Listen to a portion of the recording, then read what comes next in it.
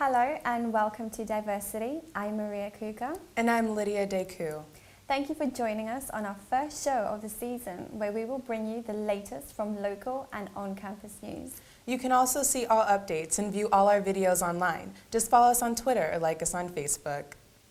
We begin with our first story. The UK government will reform the law to prevent the police using surveillance powers to discover journalistic sources.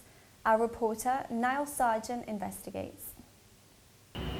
The Deputy Prime Minister has backed calls to curb powers associated with the controversial Regulation of Investigatory Powers Act. Speaking at his monthly press conference on the 20th of October, Nick Clegg told reporters that a review of the Act was necessary. The Act, passed in 2000, governs the use of covert surveillance techniques by public bodies, including the interception of private communications. Critics claim, however, that the Act fails to safeguard individual privacy and has been used by law enforcement to secretly access the private communication of journalists without permission of the courts. His comments come after it was revealed that Kent police used RIPA to secretly obtain phone records of a Mail on Sunday reporter as part of an investigation into former MP Chris Huhne's speeding fraud. Kent police ordered the journalist's mobile phone provider to release records after they had failed to gain permission through a court application.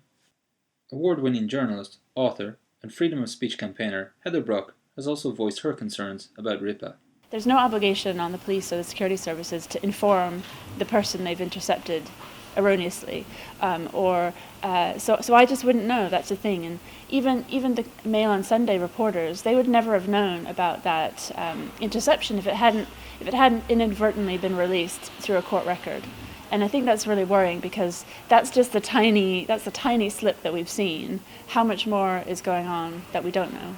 The Assistant Commissioner of the Association of Chief Police Officers, however, has said that law enforcement will continue to use RIPA where it is necessary for the purpose of preventing or detecting crime or preventing disorder.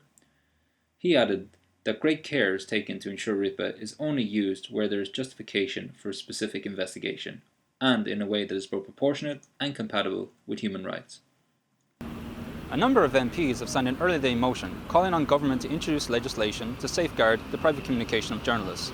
The motion, brought forward on October 14th, has so far attracted the support of over 20 MPs. This is Niall Sargent reporting for diverCity.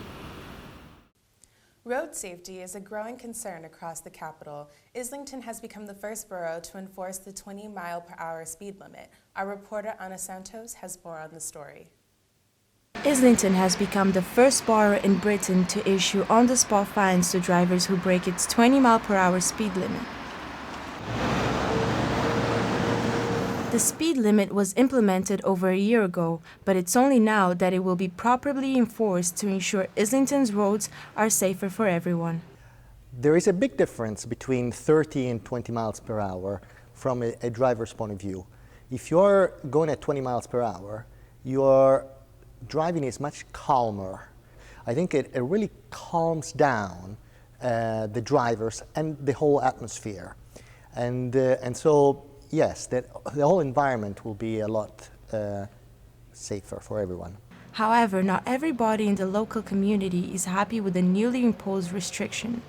I think it's important to try to keep the roads safe, but at the same time, £40,000 is a lot of money. It will be worth it at the end of the day. If it saves lives, if it gets things running, then yeah. I think the money could be better spent elsewhere. There's probably more need for interaction between the public for discussion on what would work best, but I don't think people take notice of signs. Andy Sylvester, campaigner for the Taxpayers Alliance, suggests that the council could be more efficient to the community by investing money on more pressing issues. What we'd like to see all councils do, and Islington is included, is spend money on essential services, not on their own propaganda. Islington spent over the odds, about £40,000 on banners proclaiming this brave move for a 20-mile limit. They could have spent that, if they wanted to enforce the limit, on enforcing the limit, and they could have spent it on other things, from potholes to street repair to social care. There are a whole number of things that could have been spent, this money, but could have been spent better on. We look at other councils across London as well as Islington, and there's too much waste. There's council propaganda, there's those ridiculous magazines people get through the post that nobody ever reads that cost too much. Council tax is a real burden on hard-pressed families at all ends of the income scale, and it's wrong that councils are spending it promoting their own work rather than just delivering the services they're there to do. Islington's 20-mile-per-hour limit has sparked controversy with its spending. However, it promises a safer road for all. With other boroughs, including Westminster and Lambeth, looking to also adopt the 20-mile-per-hour limit, road safety is definitely becoming an important issue for cyclists in London. This is Maria Santos reporting for City News. 20 miles per hour seems to be a reasonable speed, especially if it's going to increase road safety. It does, and it will be better for cyclists and even pedestrians. Speaking of Islington, Cafe Art is a unique initiative showcasing artwork created by people affected by homelessness. Our reporter, Andrea Kmetova, visited the Homeless Artist exhibit to highlight what the event was all about. I'm here at Spitalfields Art Market, where the awards have just been given to the winners of a photography contest involving some of London homeless. Let's take a look at what it's all about. Launched by the charity Cafe Art, the project involved 105 people affected by homelessness. They were given basic photography training and were asked to capture day London. Paul Ryan, director of Cafe Art, explains this year's photography competition. So today we launched the calendar. It was created by photographs of London. The theme is My London, because in July we handed out 105 single-use, recyclable or disposable cameras. People who received them were people who are affected by homelessness, and they go to art groups run by homelessness organisations here in London. It sells like the big issue, so people buy them for £5 and sell for 10. At the moment we're breaking even. We give as much money as we can back to the participants. The organizers received more than 3,000 images. The panel of professionals and the public selected winners who have been awarded today.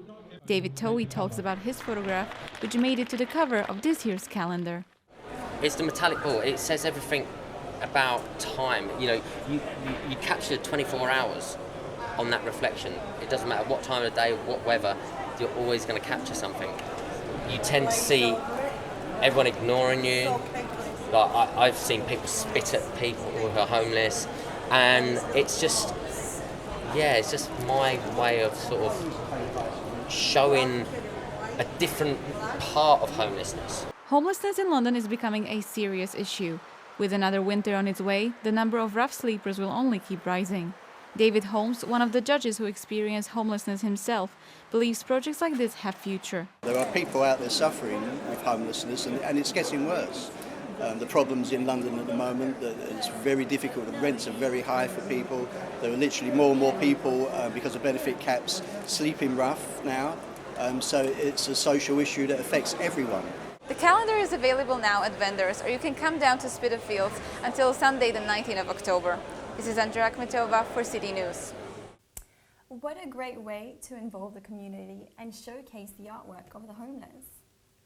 It's very creative and inclusive of everyone that might be interested in the arts. Definitely. Well, that's all for today. Make sure to follow us on Twitter at city_onscreen. Or you could like us on Facebook at City On Screen for the latest on-campus updates. Thank you for joining us this afternoon, and until next time, I'm Maria Kouka. And I'm Lydia Decoud. See you next time.